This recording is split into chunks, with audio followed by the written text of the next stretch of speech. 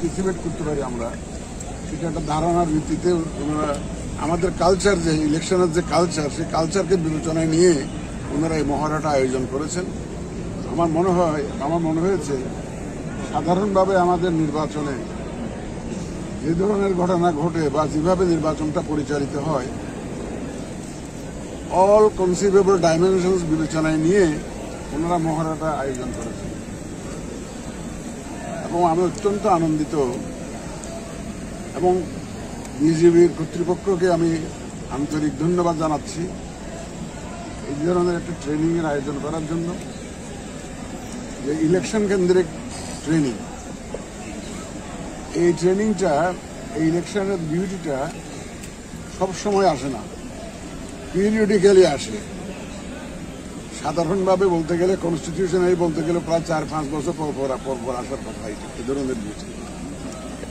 BGB তো তাদের তো নর্মাল যে কাজ সেটা তো করেই যাচ্ছে, বর্ডার এলাকায় দেশকে রক্ষার কাজ করতেছে, স্মাগলিং কন্ট্রোল এর মধ্যে তারা আছে। আপনারা দেখলেন, সাংবাদিক ভাই ওনারা দেখলেন যে আমাদের যে প্রস্তুতি, ইলেকশনের জন্য যে প্রস্তুতি, সেটার একটা নমুনা আপনারা দেখলেন। আমাদের বিভিন্ন আইন শৃঙ্খলা বাহিনীকে আমরা এখানে এনগেজ করব। এটা আমার তৃতীয় পরিদর্শন। আমি এর আগে পুলিশের ট্রেনিং প্রোগ্রাম আমি দেখেছি, তারা 130টা সেন্টারে ইলেকশন কেন্দ্রিক প্রশিক্ষণ দিচ্ছে তাদের সদস্যদের পুলিশের। আমি আনসার বিডিবির প্রশিক্ষণের একটা মহড়া আমি দিয়েছিলাম, সেটাও দেখেছি। ওনারাও প্রস্তুতি নিচ্ছেন ইলেকশনের জন্য। আজকে বিজিবিরটা দেখলাম। আমাদের প্রত্যেকটা আইনশৃঙ্খলা বাহিনী যে কমিটেড এবং তাদের যে একটা বলবো যে প্রস্তুতি এবং তারা যে একটা দায়বদ্ধতা জায়গা থেকে তারা যাতে সঠিক দায়িত্বটা সঠিকভাবে পালন করতে পারে, সেজন্য তারা তাদের সদস্যদেরকে তারা তৈরি করছে। আমি অত্যন্ত আনন্দিত এবং আমাদের নির্বাচন কমিশনের পক্ষ থেকে আমি বিজিবির কর্তৃপক্ষকে আবার ধন্যবাদ জানাচ্ছি এই ধরনের প্রশিক্ষণের আয়োজন করার জন্য।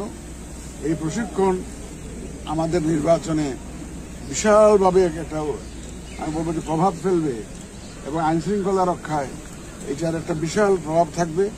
আমি আশা করি এই সব আইনশৃঙ্খলা বাহিনী মিলে, আমাদের সাংবাদিক ভাইয়েরা মিলে, এই যে আমাদের প্রায় 13 কোটি ভোটার মিলে আমরা যে জাতিকে যে ওয়াদা দিয়েছি, আমরা এই যে একটা সুন্দর, সুষ্ঠু, নিরপেক্ষ নির্বাচন উপহার দেওয়ার জন্য আমরা সেটা ইনশাল্লাহ সবাই মিলে ইনশাল্লাহ অর্জন করব এবং ডেলিভার করব, এই প্রত্যাশা রেখে আমি আমার বক্তব্য শেষ করছি।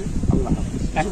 একটি বিষয় জানতে চাই যে আইন শৃঙ্খলা, দেশের আইন শৃঙ্খলা পরিস্থিতি এখনো মানে নিয়ন্ত্রণের, খুব একটা নিয়ন্ত্রণে নাই, মানে আইন শৃঙ্খলা পুলিশ খুব নিয়ন্ত্রণ করতে পারছে না। তো আপনি কি মনে করছেন যে এই আইন শৃঙ্খলা পরিস্থিতির মধ্যে আগামীতে নির্বাচন হওয়া সম্ভব কিনা? পাশাপাশি প্রতি বছরই ঝুঁকিপূর্ণ ভোট কেন্দ্র কতগুলো, এগুলো নিয়ে আলোচনা হয়, সেইখানে আপনাদের আইন শৃঙ্খলা রক্ষা বাহিনীর মোতায়েনের প্রশ্নটা বেশি থাকবে কিনা? আর একটা দলের পক্ষ থেকে বলা হয়েছে বেশি করে সেনাবাহিনী মোতায়েন, সেই ব্যাপারে আপনারা কিছু ভাবছেন কিনা? এটার সাথে আরেকটু ইন্টারন্যাশনাল মিডিয়াতে কোন একটি দলের কোন একজন বলেছেন তারা নির্বাচনকে প্রতিহত করবেন যদি তাদেরকে এই নির্বাচনে অংশগ্রহণ করতে সুযোগ না দেয়া হয়। আরেকটা ছোট প্রশ্ন,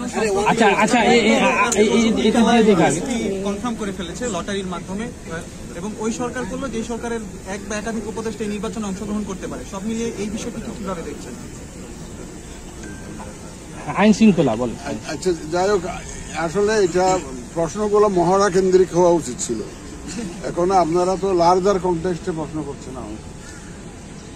এটা একটা নমুনা হলো যে আইন শৃঙ্খলা পরিস্থিতি, আমি বলবো না যে একটা পারফেক্ট লেভেলে চলে গেছে, এটা বলবো না, বাট আপনারা 5ই অগাস্ট 24-এ দেখেছেন কি অবস্থা ছিল, আর এখনকার অবস্থা দেখেন, তুলনা করে। আপনি তো সেফলি ঘুমাইতে পারছেন, সেফলি আসতে পারছেন তো, এখানে পথে তো কোনো অসুবিধা আপনার হয়নি।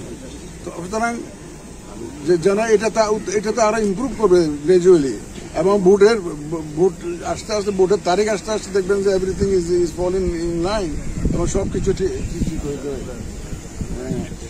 আমরা তো আইন শৃঙ্খলা বাহিনীর সাথে এই কথা 30 তারিখে বোধ না 30 তারিখে আবার বসছি উইথ স্পেসিফিক প্রপোজালস অফ, এবং ওখানে সব ডেভেলপমেন্ট স্ট্র্যাটেজিটা ফাইনাল হবে। এবং আপনারা দেখবেন যে সব কেন্দ্রে আর্মি দাবি করছে। দেখেন পুলিশ আমরা ধরেন 2 জন পুলিশ দিতে পারি, 3 জন আনসার দিতে পারি, আর্মি 1 জন 2 জন এরকম দেওয়া যায় না। আর্মি তো তাদের একটা কন্টিনজেন্ট হিসেবে তারা মুভ করে। তবে আমরা এই ব্যাপারে সম্পূর্ণ ওয়াকিবহাল এবং সচেতন, যাতে শান্তি শৃঙ্খলা যাতে রক্ষা করেই আমরা যাতে নির্বাচনটা সুষ্ঠুভাবে করতে পারি। আর যারা প্রতিহত করার ঘোষণা দিচ্ছে, যারা সব ধরনের ব্যবস্থা আমরা নিব, যাতে কেউ সহযোগিতা লাগবে, আপনাদের সহযোগিতা লাগবে, সাংবাদিকদের সহযোগিতা লাগবে, দেশবাসীর সহযোগিতা লাগবে, ভোটারদের সহযোগিতা লাগবে। সবাই মিলে এই ধরনের সিচুয়েশন, অনাকাঙ্ক্ষিত সিচুয়েশন আমরা প্রতিহত করব এবং ইনশাআল্লাহ অনাকাঙ্ক্ষিত সিচুয়েশন হবে না। মানুষ তো সবাই বুঝতেছে যে সবাই তো সুন্দর নির্বাচন চায়। রাজনৈতিক দলগুলো ওয়াদা দিয়েছে তো জাতির কাছে সব যে তারাও তো সুন্দর নির্বাচন চায়।